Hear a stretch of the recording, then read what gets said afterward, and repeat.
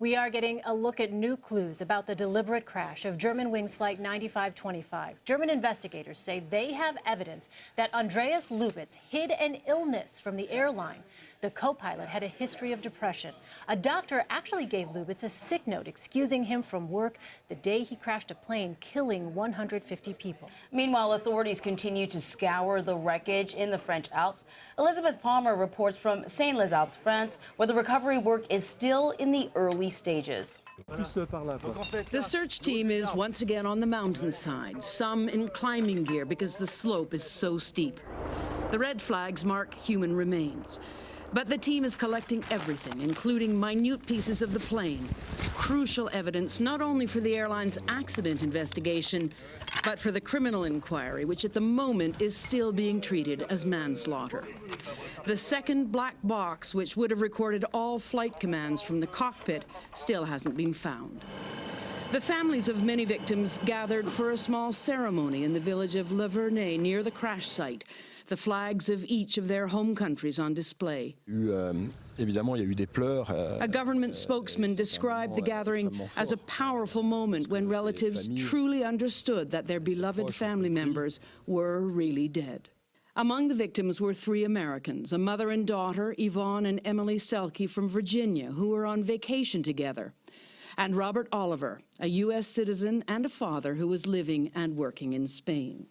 So far, the families have not been flown over the crash site itself. Still shocked and grieving, they're now struggling to accept that the catastrophe that killed their loved ones is looking like an act of mass murder. And Elizabeth Palmer joins us now from near the crash site in Saint-Les-Alpes. Liz, we know that they were able to find one of the black boxes very early on, but what's the latest on the search for the second black box?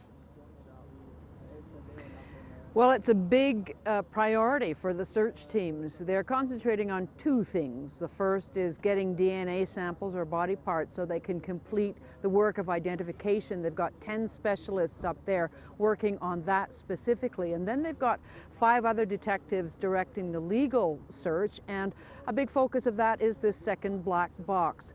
The voice recorder from the cockpit was the first thing to reveal what is now widely believed to be true, that is that the co-pilot steered the plane into the ground. This second black box would corroborate that because it was recording all the commands from the flight deck, the physical commands and how the plane was operating. And so it will be the last and probably decisive piece of evidence to show what really happened. It's not clear, though, whether it survived. The housing was found. The crucial recording part popped free. And it's not clear, A, whether it'll be found, and B, if it is found, whether it's still in any shape to deliver meaningful data. To ask about the co-pilot, Andreas Lubitz, because of this new information that was found in his apartment. Has that given us any insight into why he might have done this?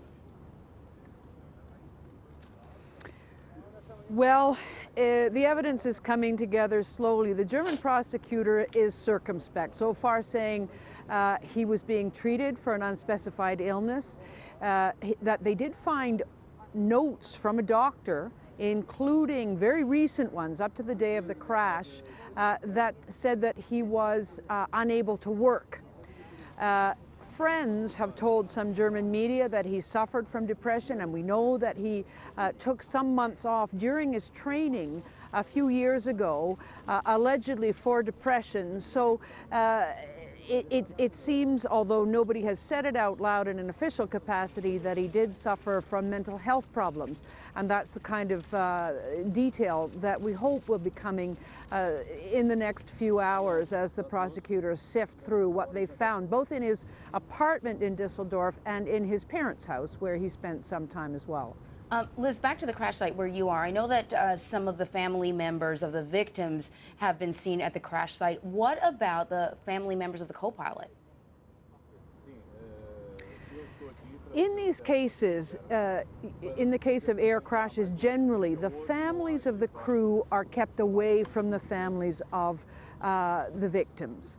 In case questions of responsibility arise, and any meeting would be deeply unpleasant. So the Marseille prosecutor said yesterday that the co-pilot's family had been kept away from the other families.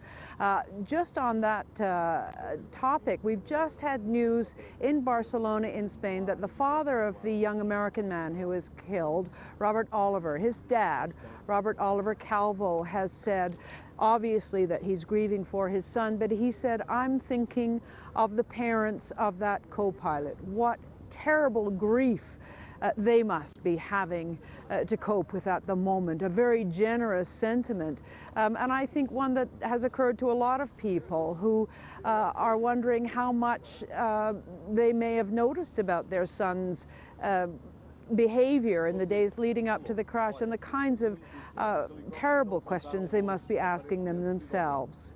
Indeed, Elizabeth Palmer in St. Les Alpes. Thank you very much, Elizabeth.